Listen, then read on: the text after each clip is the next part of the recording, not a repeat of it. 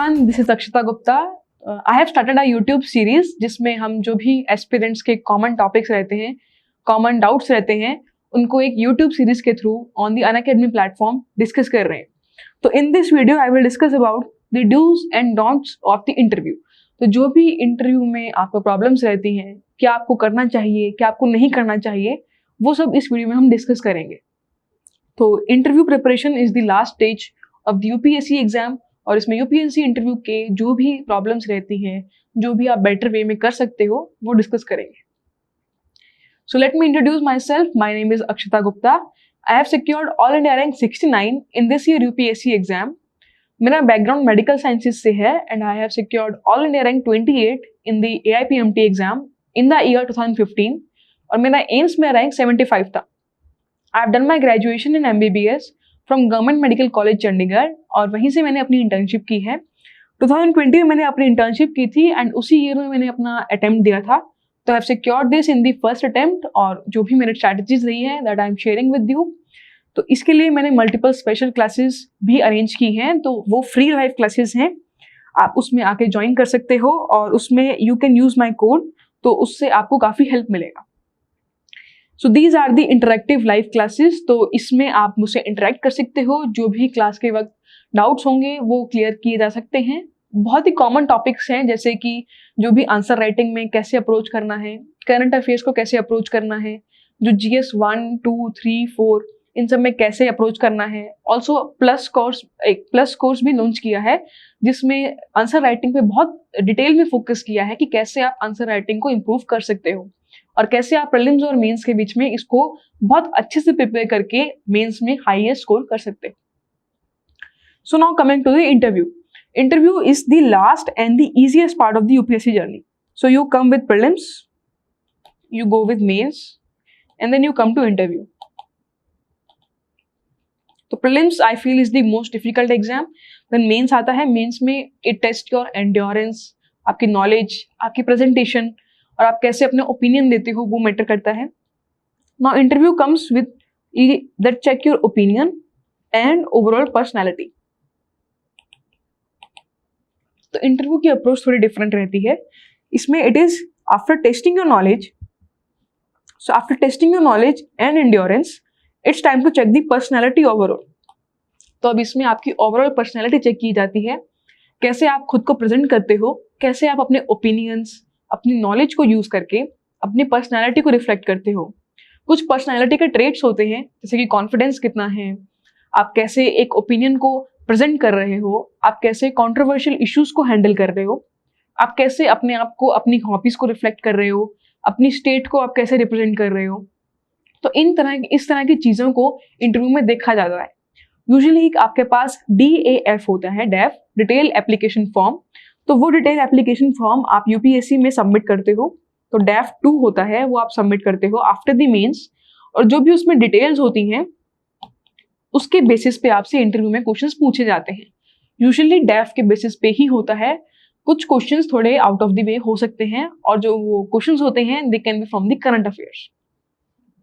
So the preparation of interview usually starts with UPSC preparation only, with basic opinion forming and analysis. तो जैसे कि मैंने कहा कि इंटरव्यू प्रिपरेशन में ओपिनियन बहुत मैटर करता है, कि कुछ टॉपिक्स को लेके, जैसे कि वुमेन को लेके, या रिजर्वेशन को लेके, या एजुकेशन, हेल्थ, इन सब को लेके आपका ओपिनियन क्या है, आप कैसा सोचते हो, और आप इसको कैसे इम्प्रूव कर सकते हो. ये सब डिपेंड करता है आपकी प्रिपरेशन पे, जो आपकी प्रिपरेशन प्रीलिम्स से ही शुरू हो जाती है. क्योंकि शुरू से ही आप अपना ओपिनियन बनाते हो, आप इन टॉपिक्स को डिटेल में स्टडी करते हो, आप इनको पॉजिटिव वे में लेके चलते हो, तो तभी से ही आपकी इंटरव्यू प्रिपरेशन शुरू हो जाती है. तो कोशिश करो कि आप शुरू से ही इस तरह से अपना माइंडसेट रखो कि आप हर चीज़ को एनालिसिस करके देखो, उसकी एक साइड मत लो. जैसे अगर कोई भी कंट्रोवर्शियल टॉपिक है, तो ऐसा ना हो कि आप उसकी सिर्फ बायस्ड ओपिनियन ले रहे हो, आप सिर्फ एक व्यू सोचकर उसी को अपना व्यू पॉइंट बनाकर बैठे हो. ऐसा नहीं हो. आप हमेशा 2-3 व्यूज को कंसीडर करो, both positive and negative sides को कंसीडर करो, and then form your opinion. तो you should know detail analysis. आपको उस टॉपिक के बारे में सब कुछ पता होना चाहिए, then only you will be able to form a clear opinion.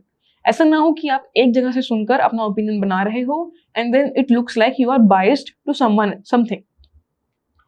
So actual preparation demands some different approaches which can be used well. तो ये तो आपके प्रीलिम्स और मेंस के वक्त जो एनालिसिस और जो भी ओपिनियन आपने यूज किया वो वाली प्रिपरेशन हो गई. जो एक्चुअल यूपीएससी इंटरव्यू की प्रिपरेशन होती है वो आप आफ्टर मेंस शुरू कर सकते हो. यूजुअली इनफ टाइम होता है after mains to prepare for the topics mentioned in your DAF, to prepare for the interview. तो इसलिए आपको ज्यादा टेंशन लेने की जरूरत नहीं है. आप मेंस के बाद भी इंटरव्यू पे फोकस कर सकते हो.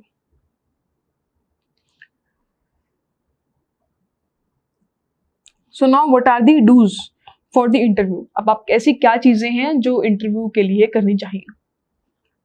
सो first thing is fill your DAF carefully, every detail matters.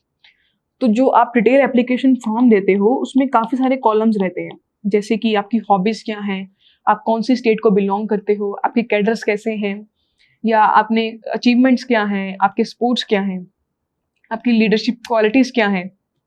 तो ये सब आपके डेफ में बहुत इंपॉर्टेंट रहती है. तो you have to fill your DAF very carefully. आप उसमें जो भी आपकी डिटेल्स हैं आप वो फिल करो. यूजुअली जो एस्पिरेंट्स होते हैं वो काफ़ी लोगों से पूछते हैं यहाँ पर, तो यू हैव टू आस्क. इसमें ऐसा नहीं है कि आप सब कुछ खुद से कर लोगे and you will be like आपने सब कुछ सही किया. ऐसा नहीं है. डिस्कस विद पीपल, जो भी आपके सीनियर्स हैं, जो भी आपके टीचर्स हैं, मेंटर्स हैं, आप उनसे डिस्कस करो and then only you fill your DAF. इसको आपको बहुत केयरफुली फिलअप करना पड़ता है क्योंकि इसमें से ही काफ़ी क्वेश्चंस बनते हैं. अगर किसी ने डेफ में कोई मिस्टेक कर दिया है तो वो मिस्टेक आपको इंटरव्यू में पूछा जा सकता है and then you will have to justify it. आपको उसकी क्लैरिफिकेशन देना पड़ेगा. Then limit your DAF. The thing is you have to limit your DAF. आप उसमें जैसे हॉबीज पूछा है तो सिर्फ आप वही हॉबीज लिखो जो आपको काफ़ी इंटरेस्टिंग लगती हैं या जो आप फॉलो करते हो, जो आपको लगता है कि ये मेरे को हेल्प करेंगी प्रिपरेशन के वक्त भी और आगे जाके एडमिनिस्ट्रेशन में भी कोई हेल्प मिल सकती है. तो इस तरह की अगर हॉबीज हैं तो आप लिखो. अब ऐसा नहीं है कि आप कुछ भी अगर आपने एक बार उसको किया है, आपने कोई बैडमिंटन नहीं खेला लेकिन एक बार अगर आपने गली में कुछ खेला है और आपने उसको एज अ हॉबी लिख दिया तो it will be lying on your DAF. तो आप ऐसा कुछ भी झूठ मत बोलो डेफ पे. सब कुछ ऑनेस्टली लिखो जो भी आपके पास है. जरूरी नहीं है कि आपके पास 4-5 हॉबीज होनी चाहिए तभी आपका डेफ अच्छा लगेगा. अगर आपके पास एक हॉबी है तो यू कैन राइट दैट. अगर आपके पास 2 हैं तो यू कैन राइट दैट. तो मैंने अपने डेफ में 2 हॉबीज लिखी थी. It was cycling and writing on Quora. तो ये एक चीज जो मैंने की थी. And do keep in mind कि आप थोड़ा क्लियरली बता दो. अब जैसे राइटिंग ऑन कोरा या रीडिंग, ये बहुत वाइड चीज है. अब इसमें आप कुछ भी रीड कर सकते हो, कहीं से भी कुछ भी रीड कर सकते हो. But if you specify reading books by this या writing on Quora on this topic या फॉलोइंग दिस टॉपिक, जैसे कोई इंटरनेशनल रिलेशंस है तो ये टॉपिक फॉलो करने में मुझे मजा आता है. तो जब आप एक पर्टिकुलर टॉपिक या एक पर्टिकुलर चीज पे उसको लिमिट कर देते हो तो आपके पास उसमें क्वेश्चंस बहुत स्पेसिफिक होते हैं और आपके लिए प्रिपेयर करना इजी रहता है. अगर आप इसको रीडिंग लिख के छोड़ दोगे तो आपसे वो कुछ भी क्वेश्चन पूछ सकते हैं, किसी भी ऑथर का नाम, किसी भी जो लीडिंग ऑथर्स हैं, लीडिंग बुक्स हैं उनके बारे में पूछ सकते हैं. बट अगर आप उसको लिमिट कर दोगे कि मुझे सिर्फ फिक्शन पढ़ना अच्छा लगता है तो वो सिर्फ आपको फिक्शन के बारे में पूछेंगे, या मुझे सिर्फ इसी ऑथर की बुक्स लिखना, सुनना या पढ़ना पसंद है तो आप सिर्फ उसी के ही लिखोगे तो आपसे वही क्वेश्चन पूछेंगे. तो इसीलिए आपको कोशिश करना है कि आप अपने आप को लिमिट कर सको. Then choose one hobby which can reflect your activities. तो एक एडवाइस यही रहता है कि आप अपनी एक हॉबी ऐसी रखो जो शो करे कि आप थोड़े एक्टिव इंसान, जैसे कुछ activity, walking, running, weight lifting, gym जाना या कुछ भी बाहर निकलना घर से या कुछ भी आउटडोर एक्टिविटी करना. अगर आप ऐसी कोई एक्टिविटी लिखते हो तो it shows that you are socially and physically active. तो it reflects good. But again ये कंपल्सरी नहीं है. अगर आप नहीं करते हो तो आप ऐसा बिल्कुल मत लिखो. It totally depends on your own personality. अगर आप ऐसा करते हो तो आपको जरूर लिखना चाहिए. अगर आप नहीं करते हो तो आप इसको अवॉइड कर सकते हो. But then hobby should be वही जिसमें आपका इंटरेस्ट हो, जो आपको बहुत अच्छी लगे, क्योंकि हॉबीज पे पक्का क्वेश्चन आता है और वहां पे पूछते भी हैं and then you will be in trouble अगर आपको उसके बारे में प्रॉपर नॉलेज नहीं है. तो इसलिए आपको हॉबी के बारे में नॉलेज होना चाहिए. Then prepare all the topics mentioned in your DAF. जो भी आपके डेफ में टॉपिक्स लिखे हुए हैं, जैसे अगर आपका कोई स्टेट है, जितने भी प्लेसेस आपके डेफ में हैं, कोई भी हॉबी आपने लिखी है, कोई अचीवमेंट है, आपका नाम है, for example meaning of your name, ये मुझसे भी इंटरव्यू में पूछा था कि आपके नाम का मतलब क्या है। तो इस तरह से आप यहीं से शुरू कर सकते हो कि नाम का मतलब क्या है, कौन से स्कूल में पढ़े हो। अगर स्कूल में किसी पर्सनैलिटी का नाम है, for example Swami Vivekananda public school, तो उसमें विवेकानंदा के ऊपर पूछ सकते हैं कि इनकी टीचिंग्स क्या है, हमने क्या सीखा है। तो इस तरह से आपको हर वर्ड ऑफ डेफ का हर एक वर्ड पे स्टडी करना है। आपका कॉलेज का नाम, आपकी यूनिवर्सिटी का नाम, ये सब आप अच्छे से प्रिपेयर कर सकते हो। प्रिपेयर ऑल दी प्लेसेस, अगर आपके स्कूल की कोई प्लेस है, चाहे वहां पे आप नहीं रहते, वो भी आपको प्रिपेयर करना है। मेरे स्कूल की प्लेस पे मुझसे क्वेश्चन पूछा गया था। तो इस तरह से आपकी जो प्लेसेस डेफ में लिखी हुई हैं, वो सभी प्लेसेस आपको कवर करनी है और उन पे आपको बेसिक प्रिपेयर करना है।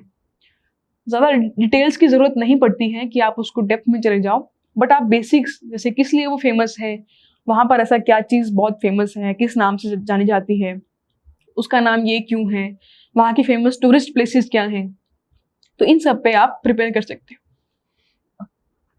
Then you can find some study groups and discuss. You have to speak and practice. अब ऐसा हर चीज़ के लिए आप स्टडी ग्रुप बना सकते हो। फॉर एग्जाम्पल, अगर मैं चंडीगढ़ से हूँ तो आई हैव सम फ्रेंड्स जो चंडीगढ़ से हैं, दे आर ऑल्सो प्रिपेयरिंग, तो हम तीनों या चारों ने इकट्ठे मिलकर चंडीगढ़ को प्रिपेयर कर लिया। ऐसे ही कुछ बच्चे हरियाणा से हैं तो हरियाणा प्रिपेयर कर लिया। कुछ बच्चे मेडिकल साइंस से हैं तो हमने इकट्ठे मिलकर मेडिकल साइंस इंटरव्यू के लिए प्रिपेयर कर लिया। सिमिलरली कुछ टॉपिक, जैसे साइकिलिंग हॉबी है तो जो भी साइकिलिंग हॉबी वाला है उसके साथ साइकिलिंग हॉबी प्रिपेयर कर लिया। तो इस तरह से जो भी आपके कॉमन टॉपिक्स हैं उन पे आप आपस में डिस्कस करके प्रिपेयर कर सकते हो। क्योंकि इंटरव्यू में क्या होता है कि अब आपको पढ़ना और लिखना कम है, अब आपको बोलना ज़्यादा है। तो यू हैव टू स्पीक। आपको चाहे सब कुछ आता है, लेकिन अगर आप उसको क्लियरली या अच्छे से बोल नहीं पा रहे हो तो it will not represent good, तो आपको अच्छा रिप्रेजेंटेशन नहीं मिल पाएगा। तो इसीलिए कोशिश करो कि आप जितना बोल सको, जितना प्रैक्टिस कर सको, वो आपको हेल्पफुल रहेगा, चाहे वो कोई भी टॉपिक हो, चाहे आपको टॉपिक आता हो या ना आता हो, कोशिश करो कि यू स्पीक ऑन दैट। तो practice speaking in front of the mirror. कुछ क्वेश्चंस पर्सनालिटी बेस्ड क्वेश्चन होते हैं, like what makes you happy, आपकी मोटिवेशन क्या है, आपका एम क्या है लाइफ में, आपने क्या क्या अचीव किया है। तो इस तरह के जो क्वेश्चंस होते हैं वो आप मिरर के सामने खुद से प्रैक्टिस कर सकते हो कि आपको कैसा लग रहा है आंसर सुनकर, कैसे आप उसको रिप्रेजेंट कर रहे हो, आपके एक्सप्रेशंस कैसे हैं, आपका कॉन्फिडेंस कैसा दिख रहा है। तो ये सब पैरामीटर्स आप मिरर के सामने प्रिपेयर कर सकते हो। Then optional subject matters in the interview. तो यूजुअली यही अप्रोच रहती है। जैसे मेरा मेडिकल साइंस ऑप्शनल था, तो मेडिकल साइंस ऑप्शनल को मैंने काफ़ी अच्छे से प्रिपेयर किया था इंटरव्यू के लिए भी। तो इसमें आप कैसे कर सकते हो, आप प्रीवियस ईयर, ये टेलीग्राम पे पीडीएफ मिल जाती हैं, इसमें प्रीवियस ईयर क्वेश्चंस होते हैं कि जो पहले स्टूडेंट्स हैं जो मेरे ऑप्शनल से हैं उनसे क्या क्या पूछा है। हम यूजुअली एक ट्रांसक्रिप्ट बना लेते हैं। जैसे मैंने जो इंटरव्यू में क्वेश्चन थे उसकी एक ट्रांसक्रिप्ट बना ली थी कि मेरे से ये पूछा गया। तो इसीलिए आप काफ़ी जो आपके सीनियर्स हैं उनके ट्रांसक्रिप्ट निकाल कर ये देख सकते हो कि क्या पूछा जाता है। तो उससे आपको आइडिया लग जाएगा कि ऑप्शनल सब्जेक्ट से आपको क्या पूछा जा रहा है और उसके आपने कैसे प्रिपेयर करना है। तो it will help you gain confidence in your optional subject.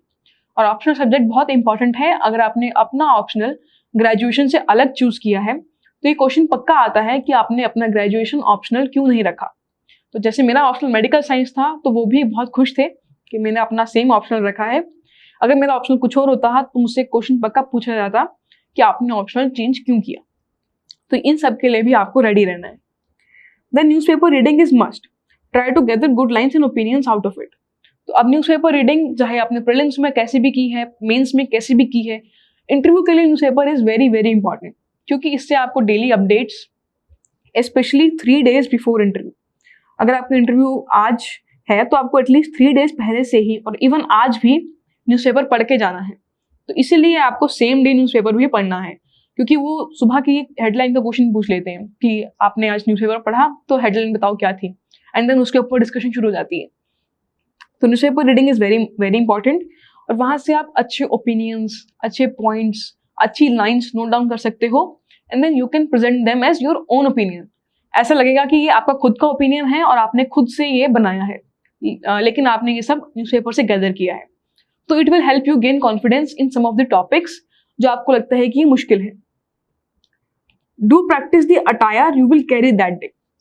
कुछ बच्चे ऐसे होते हैं, स्पेशली गर्ल्स, जो सोचती हैं कि हम साड़ी में इंटरव्यू देंगे बट दे नेवर प्रैक्टिस, और वो सूट्स में प्रैक्टिस करती हैं और वहां पर फिर साड़ी में दिक्कत आती है। तो कोशिश करो कि जो भी आपका अटायर इंटरव्यू डे पे होगा, जो भी आपने सोचा है, वो आप ड्यूरिंग द प्रैक्टिस और ड्यूरिंग द मॉक्स आप उनको यूज करो और उसमें अपने आप को एक इंटरव्यू प्रेजेंट करके देखो कि आपसे हो पा रहा है या आपको थोड़ा चेंज करने की जरूरत है। आप उसमें फीडबैक भी ले सकते हो, जो भी आपके इंटरव्यू ले रहे हैं वो आपको फीडबैक भी दे सकते हैं कि कैसे आपकी ड्रेस है, कैसी आपकी पर्सनैलिटी इसमें दिख रही है, क्या ये आपको सूट कर रहा है। तो इस तरह से आप चेक कर सकते हो। Now coming to the don'ts. तो what are the don'ts of this interview? So first of all there is don't lie anywhere on the DAF. DAF में कहीं पर भी कुछ भी झूठ मत बोलो। तो कई बार ऐसा होता है कि there are fake certificates, fake चीजें जो इंटरव्यू बोर्ड बहुत अच्छे से सेंस कर लेता है, क्योंकि interview people are very experienced. उनको पता है कि कहाँ बच्चा लाई कर रहा है, कहाँ बच्चा ब्लंडर कर रहा है या ब्लफ कर रहा है। कुछ भी नहीं आता आपको, आप उसको ब्लफ कर रहे हो, आप कुछ भी बोल रहे हो, तो वहां पे पता चल जाता है। आपके कॉन्फिडेंस से, आपके आई कॉन्टैक्ट से सब कुछ क्लियरली पता चल जाता है। So don't lie anywhere and don't bluff. You don't have to bluff. जो आपको नहीं आता आप सिंसियरली, आप आराम से बोल सकते हो, sorry sir, I am not aware about it. तो उसमें आपके मार्क्स नहीं कटेंगे। लेकिन अगर आप उसको कुछ गलत बोल रहे हो या उसका आप कुछ भी इररेलेवेंट आंसर दे रहे हो, तो आपके उससे मार्क्स कट सकते हैं। Then don't overdo DAF. अब ऐसा नहीं है कि अगर हॉबीज पूछा है तो यू राइट 5-6 हॉबीज। इसका कोई बेनिफिट नहीं है। इससे आपको लगता है कि आपको आपकी पर्सनालिटी रिफ्लेक्ट हो रही है, but then you have a huge burden of preparing all these. आपको ये सारा प्रिपेयर करना पड़ेगा। एंड अगेन ये कुछ भी श्योरिटी नहीं है कि वो आपसे इन 5-6 हॉबीज के बाद भी कोई क्वेश्चन पूछेंगे। वो कुछ नया क्वेश्चन भी पूछ सकते हैं। तो इट इंक्रीजेज योर बर्डन। तो कोशिश करो limit your self. Similarly in the achievements, in the extra curricular activities, you have to limit your self कि आप कितना आप इस पे फोकस कर रहे हो। आप बेसिक 2-3 एक्टिविटीज आप सब में मेंशन कर सकते हो एंड दैट्स इट। आप बेस्ट 2-3 चूज कर लो and then you can write it. Don't overdo anything on your DAF. Then don't take a biased opinion, try to have a balanced approach. तो कोशिश करो कि आप एक बायस्ड ओपिनियन मत लो। जो जैसे भी कंट्रोवर्शियल टॉपिक्स होते हैं, for example there is reservation, there is farm bills, या कोई भी टॉपिक जैसे सीए है, कोई भी टॉपिक है, तो उसमें आप कोशिश करो कि आप एक बैलेंस्ड ओपिनियन लेकर चल रहे हो। आपने दोनों साइड्स अच्छे से इवेलुएट की हैं, both positive and negative, and then आप उसका आंसर दे रहे हो। तो इससे आपका एक मिडल पाथ फॉलो होगा, आपकी एक बैलेंस्ड अप्रोच नजर आएगी कि आप एक वेल सॉर्टेड पर्सन हो। आपने हर जगह से इसके ओपिनियन स्टडी किए हैं and then you have framed your own opinion. ऐसा मत करो कि आप एक जगह से सुन के उनके बायस्ड ओपिनियन को ही आप इंटरव्यू में प्रेजेंट कर रहे हो। So don't do this. So don't change your personality based on different mocks interview. Be natural. अब वैसे कई मॉक्स आप दोगे जिसमें आपको बोलेंगे कि आपका बैठने का ढंग गलत है, या आपकी स्पीड ज्यादा है, आपकी स्पीड स्लो है, आपकी इस चीज में प्रॉब्लम है, वैसे प्रॉब्लम है। तो don't take it very seriously. आप सभी में से कॉमन पॉइंट्स चूज कर सकते हो। जैसे अगर आपने 5 मॉक्स दिए, उसमें 2 पॉइंट्स ऐसे थे जो सबने बोला कि ये प्रॉब्लमेटिक है, उस पर आप वर्क कर सकते हो। बट ऐसा नहीं है कि इसने कुछ 2 पॉइंट और बोले हैं, इसने 2 पॉइंट और बोले हैं, एंड उन सब पे आप वर्क करने के चक्कर में अपनी जो नेचुरल पर्सनालिटी है उसको खराब कर रहे हो। तो ऐसा आपको नहीं करना है। You have to be natural. जो भी आपको लगता है कि ये आपके लिए बिल्कुल ठीक है, यही आपकी नेचुरल पर्सनैलिटी है, you have to go with that. Don't change it very often. जो भी अगर इंस्टीट्यूट ने कह दिया या मॉक में कह दिया, आप उसको इतना सीरियसली मत लो। आप उसको नोट डाउन करो, अगर पॉसिबल है तो you can change it, otherwise be natural. So there is no book specifically for the interview, you can read based on interest. ऐसी कोई भी बुक नहीं है जो इंटरव्यू प्रिपरेशन के लिए बनी है कि इसको पढ़ने से इंटरव्यू की तैयारी होती है। ऐसा कोई बुक नहीं है। You can read anything based on your interest. अगर आपको लगता है कि कोई पर्सनैलिटी की कोई बुक देखनी है तो you can go through it. कोई अगर इंटरनेशनल रिलेशंस, कोई ऑप्शनल से रिलेटेड बुक देखनी है तो you can go through it. Otherwise there is no specific book for the interview. You just have to prepare your DAF. और आप अपनी स्टेट के लिए आप बुक रेफर कर सकते हो जिसमें स्टेट के करंट अफेयर्स होंगे या स्टेट की हिस्ट्री होगा, तो उसको आप प्रिपेयर कर सकते हो थ्रू एनी बुक। तो वो आप अपनी स्टेट अच्छे से प्रिपेयर करके जाओ। So don't let anxiety to ruin your day. Learn some calming practices before preparation. तो इसमें यह है कि कई बार बच्चे क्या होते हैं कि आप उनको सब कुछ तैयारी है, बट देन इंटरव्यू के वक्त दे स्वेट, उनको एंजाइटी होती है, उनकी लेग मूवमेंट बहुत होती है, हैंड मूवमेंट बहुत होती है, उनसे आंसर निकल नहीं पाता, उनसे बोला नहीं जाता। तो इस तरह की प्रैक्टिसेस बहुत होती हैं, एंग्जाइटी होती है उस वक्त, तो इसके लिए आपको कुछ काल्मिंग प्रैक्टिसेस पहले से ही सीखनी पड़ेगी। ऐसा नहीं है कि आप सिर्फ इंटरव्यू डे वाले दिन कुछ ऐसा चमत्कार कर दो कि सब कुछ ये ना हो, ऐसा बिल्कुल पॉसिबल नहीं है। आप कोशिश करो कि जैसे ही आपकी इंटरव्यू प्रिपरेशन शुरू होती है, आप उसी दिन से कोई ना कोई प्रैक्टिस ऐसी करो, जैसे मेडिटेशन करते हैं लोग, या लोग आप किसी से बात कर लेते हैं, या खुद को काम करने की कोशिश करते हैं, कोई गाना सुन लेते हैं। तो इस तरह से आप कई प्रैक्टिसेस यूज कर सकते हो और इसको यूटिलाइज कर सकते हो अपनी एंग्जाइटी को कम करने के लिए। इस इंटरव्यू में आपको काम रहना बहुत जरूरी है, आपको अपनी एंग्जाइटी को कंट्रोल करना बहुत जरूरी है। So don't give too many marks. अब इसके लिए भी बहुत कंट्रोवर्शियल ओपिनियन रहता है कि कितने मार्क्स देने चाहिए। तो ये आपके ऊपर डिपेंड करता है। मैंने ऑलमोस्ट 8 to 10 मार्क्स दिए थे, बोथ ऑफलाइन एंड ऑनलाइन। तो इतने से मुझे कॉन्फिडेंस गेन हो गया था जितना मुझे चाहिए था, एंड उसके बाद मैंने मार्क्स देने बंद कर दिए थे। तो जब आपको लगे कि you are now confident and अब आपको लगता है कि आपको कोई भी क्वेश्चन पूछे तो you can give some answer, या आप आराम से बोल सकते हो कि no sir, I am not aware about that, sorry sir, I don't know about this. तो ऐसे अगर आप बोल सकते हो एंड अगर कॉन्फिडेंट,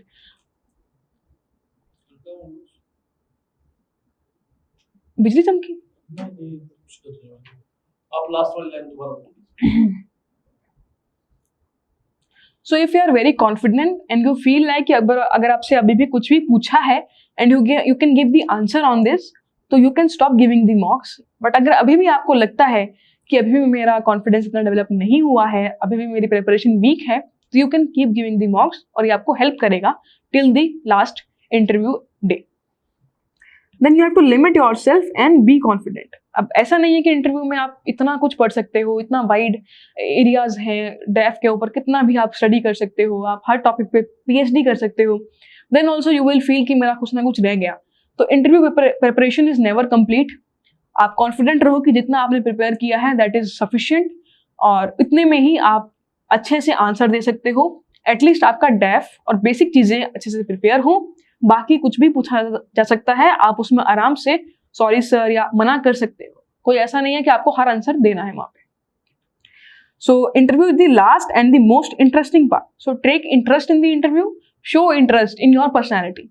अगर आप वहां पे इंटरेस्टिंग और एक लाइवली इंसान बन के जाते हैं तो उनको भी अच्छा लगता है। बट देन अगर आप सिर्फ वही मोनोटोनस टोन में एक स्टूडियस पर्सन बन के जाते हैं तो वो एक अच्छी पर्सनैलिटी नहीं दिखाता। तो you have to be lively.